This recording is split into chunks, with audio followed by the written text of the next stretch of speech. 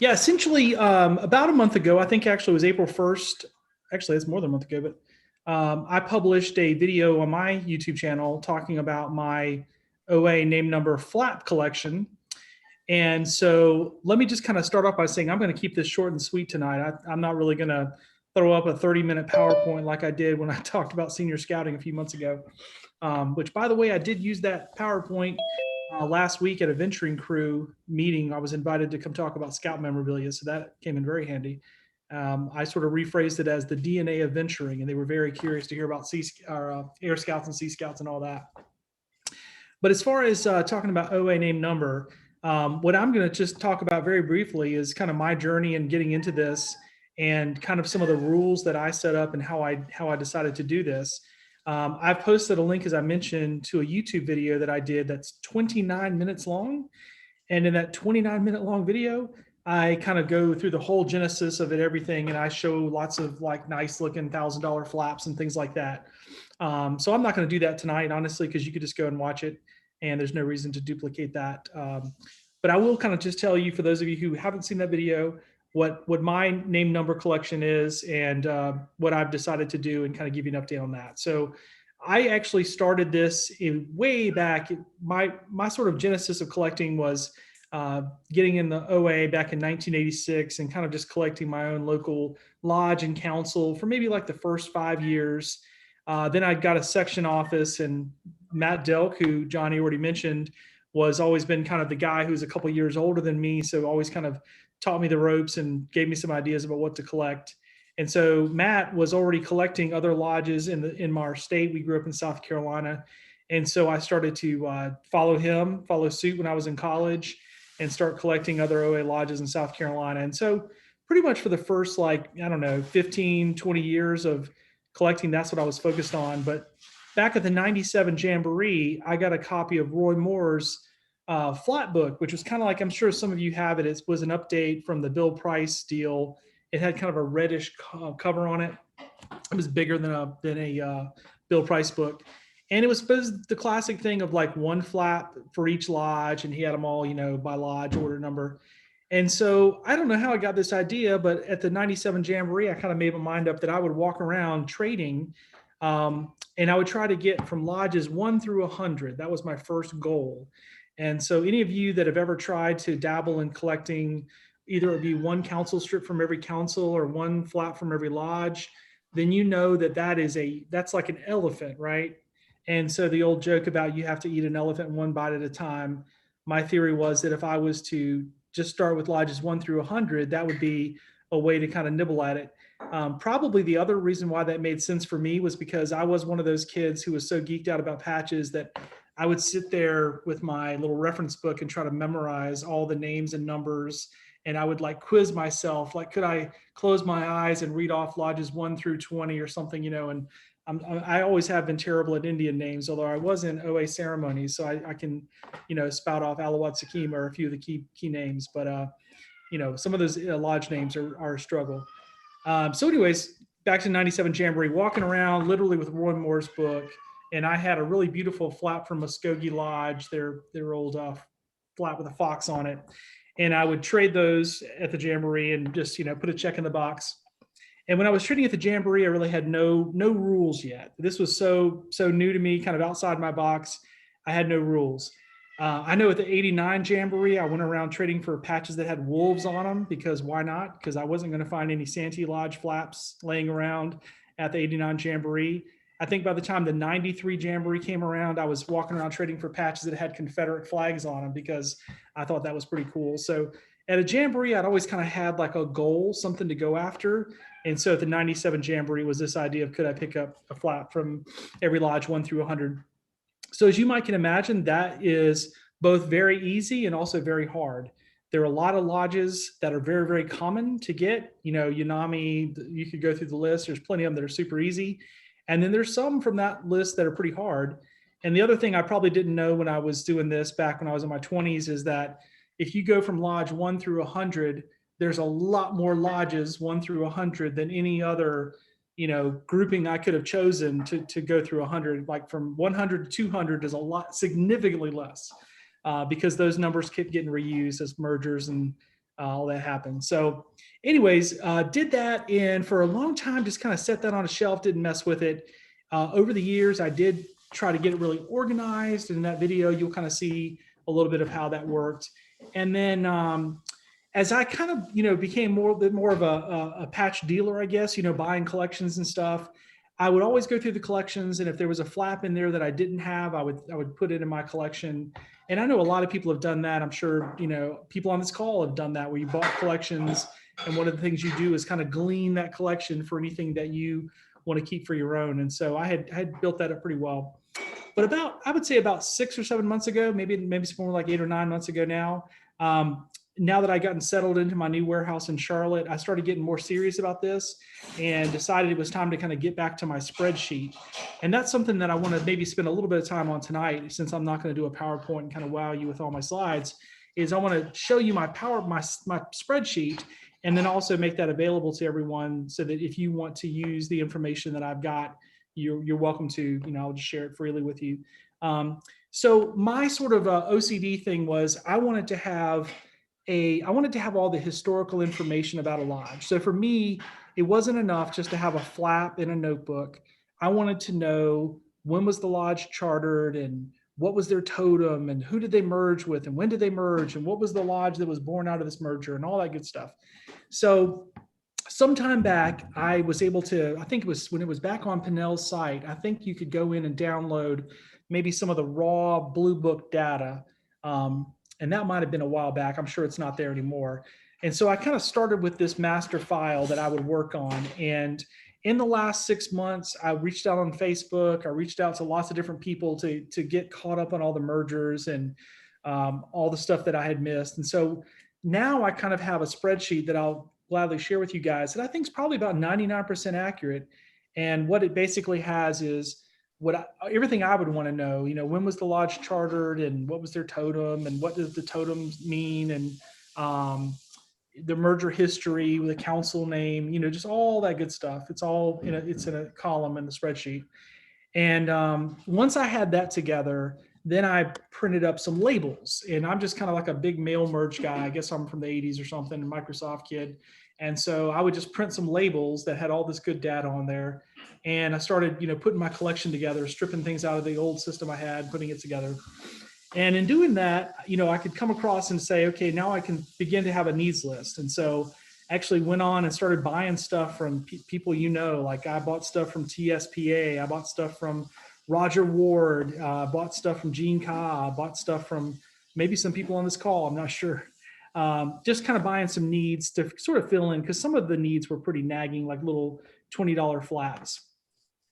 The other kind of thing I wanted to mention in this Cracker Barrel tonight was I decided that if I was going to collect this OA name number thing, I was going to do it my way. And so for me, I had always really liked Swiss embroidered flaps. That was kind of when I was a kid in the 80s, that maybe 10 years prior, all of the flaps would have been Swiss embroidered.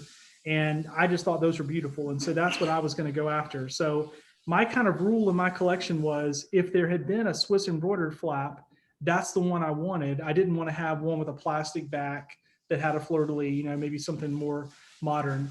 I also wasn't a real big fan of twills. Some twills are pretty, but I would prefer to have a solid embroidered flap if I could. And so as I went through things, I would try to swap out and make sure that I was keeping it to that rule. Now, obviously, as you know, there's plenty of lodges that never had a fully embroidered flap. So if you're going to have a Victorio or some of these other ones like the White Fang that we threw up there in the email that Johnny sent out, then that's kind of what you have to have. You have to have the twill. So, I'm not crying about that. But for me, what it allowed me to do was, I don't have a trust fund or something where I can just go out and write checks all over the place, so I had to be sort of picky about what I would put in my collection. And so this allowed me to kind of maybe leave out some of the flaps that are really, really expensive that I just wasn't going to be able to afford, that would kind of ruin the fun of it. This was kind of a collection, in a way, some people have these niche collections where they're collecting Snoopies or they're collecting Usher patches, right?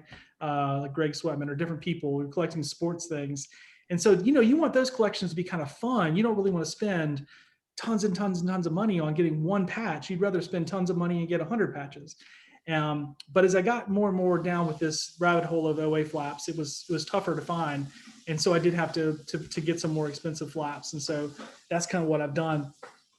And then I think if you go back and watch the video, the sort of game changer for me was about in January, I made a trip to Alabama and bought a collection that had been basically frozen in time since 1976. The guy had passed away in 1976, and his wife and the family had just kept the collection in the house, and nobody had messed with it for, I was born in 73. So almost my entire life, this collection never been touched. And so the guy had been a big name number collector, and he didn't have the super killer ones, I can tell you that. He didn't have the really, it's kind of funny, I've learned, and Tico, you could appreciate this, the flaps that are hard now, the patches that are hard now, they were hard 50 years ago. They've always been hard.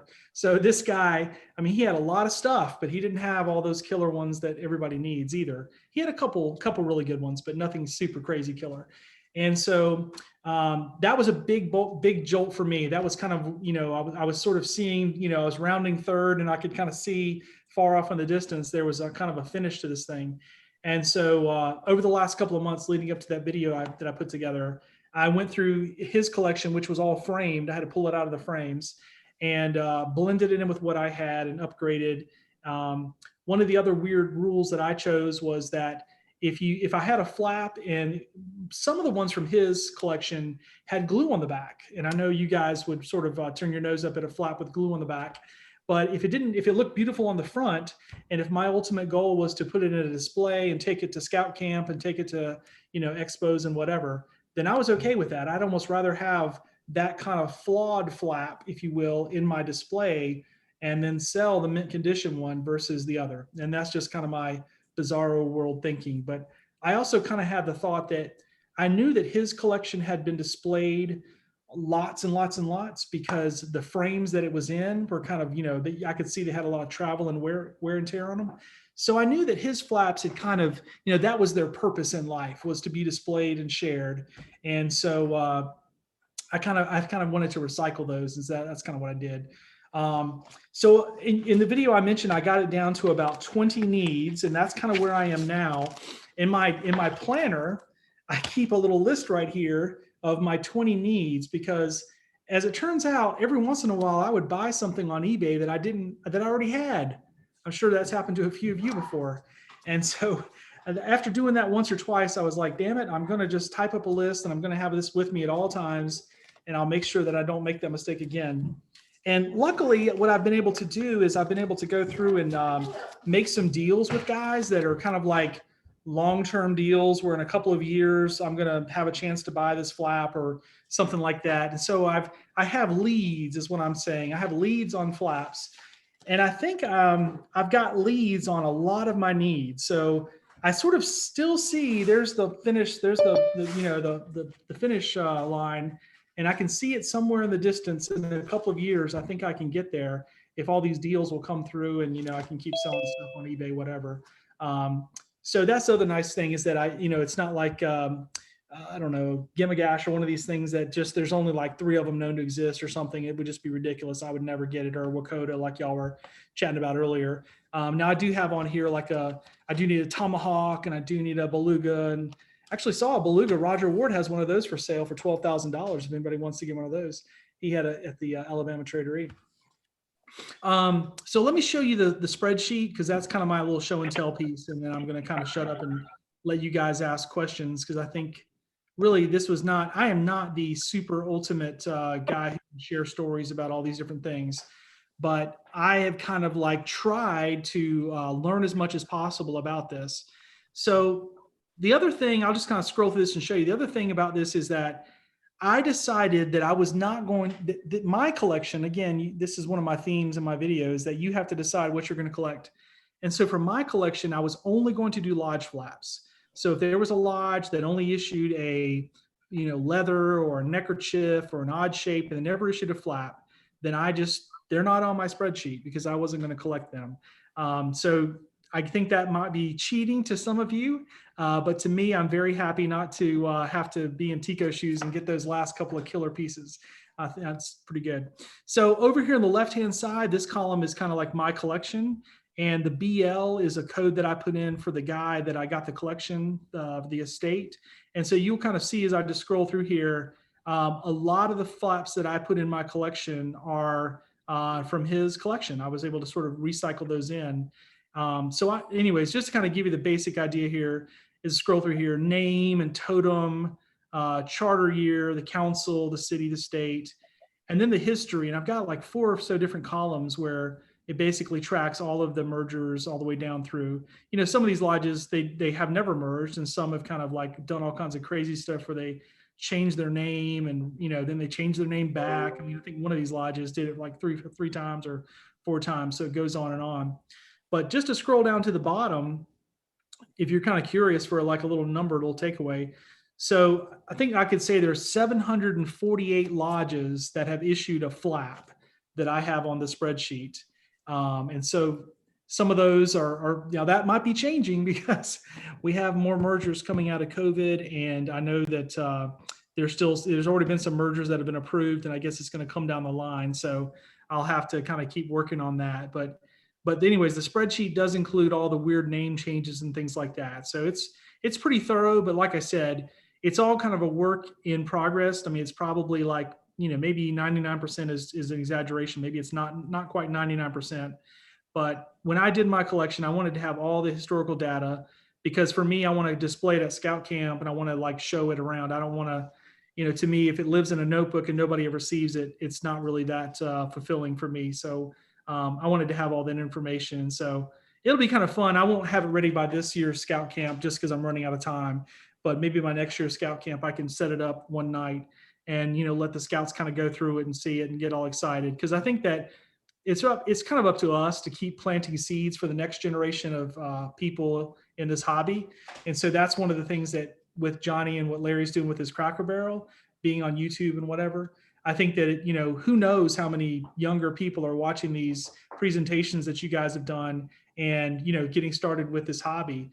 I had a guy reach out to me yesterday, and a scout, and he had found something, I think at his camp, they had like found 5 boxes of Boys Life magazines, and he wanted to know if I was interested in getting them. And I said, no, but if he lives in Wisconsin. And I said, there's a Wisconsin patch trading page on Facebook. Go ask those guys. But he said he'd watch my YouTube videos. And so I think any of this content that you guys can put out just helps plant a seed to get more people interested in patch collecting. So Jason, you printed out the historical information and everything on best hobby cards too, didn't you? I did, yeah. So what I did is using a mail merge, you can choose which type of label you want to use, and you have to kind of pick one that'll fit.